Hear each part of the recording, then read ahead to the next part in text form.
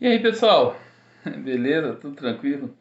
Então, eu tô aqui para mais um vídeo para poder fazer uma revisão com vocês sobre o conteúdo que vai cair na nossa avaliação, né? E nós vamos trabalhar com quatro conceitos específicos.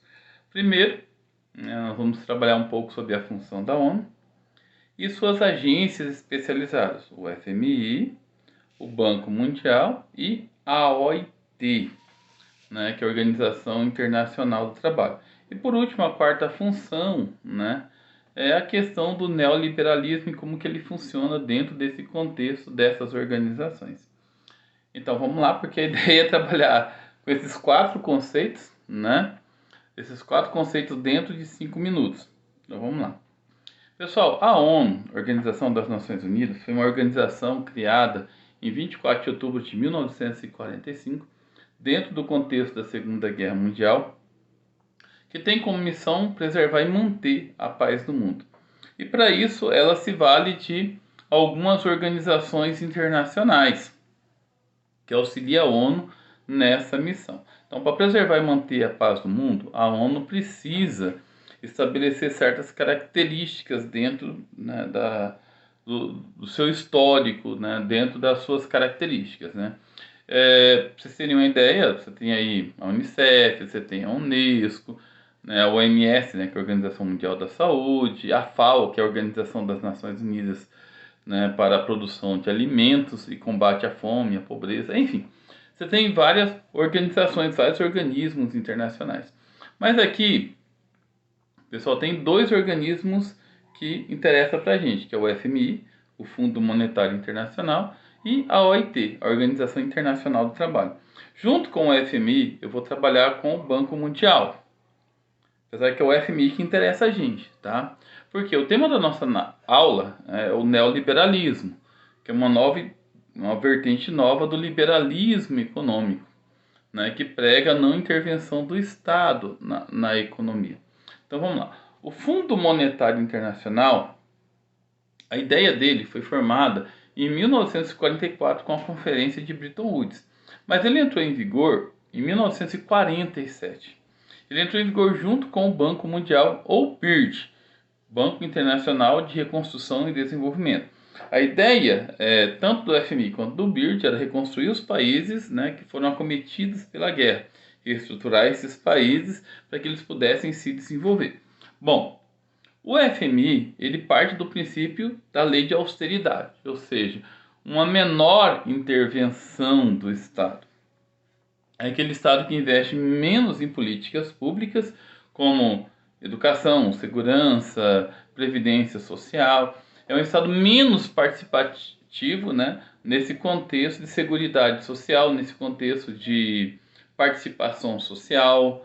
Né? Aqueles países que haviam adotado muito o welfare state, que é o estado de bem-estar social, deveriam abandonar esse princípio e voltar para princípios neoliberais, ou seja, um Estado mais forte dentro do contexto econômico, uma maior participação de empresas transnacionais, uma maior participação, né, liberar o mercado para economias internacionais, né, ou seja, para que o Estado pudesse aí participar de uma privatização maior de empresas.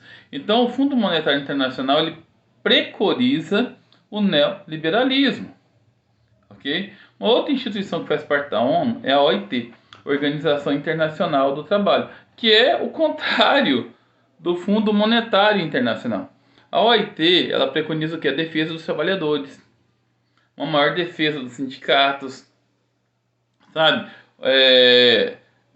Defender as leis trabalhistas como um todo.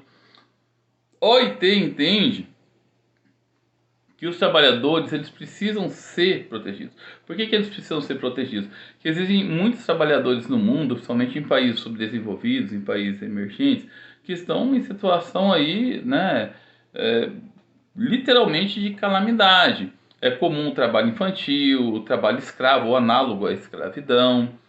Se você confiar que os empresários vão ter aí uma coerência em relação aos trabalhadores, isso é mentira.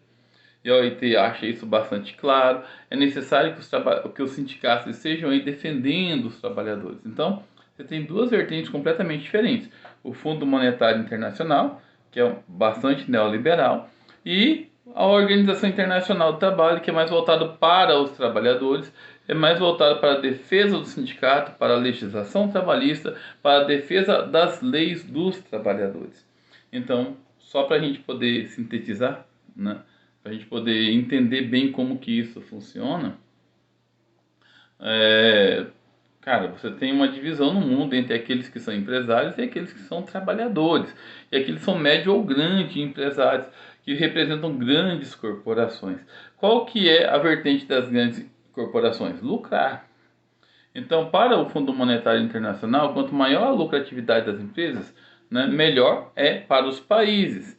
Para a OIT, quanto maior a segurança dos trabalhadores, quanto maior a segurança dos sindicatos, melhor é para a classe trabalhadora. Então, são duas vertentes antagônicas, mas dentro do contexto da ONU, elas se completam, elas se complementam, porque existe a soberania entre os países. Os países eles têm essa autonomia de decidir qual que é a melhor, sabe? Então, assim, em determinado momento, em determinado aspecto, em determinada proporção, seguir as diretrizes do Fundo Monetário Internacional é melhor para os países, em determinada proporção é melhor a gente defender mais a classe trabalhadora, porque sem trabalhadores não há indústrias, não há emprego, não há economia que se sustente. Da mesma forma, se não há uma melhor, como que eu posso dizer, valorização das empresas, não tem oferta de empregos. Então os dois precisam andar no mesmo caminho, da mesma forma e no mesmo rumo, né? Pessoal, é isso aí, espero que tenha passado a mensagem para vocês, né?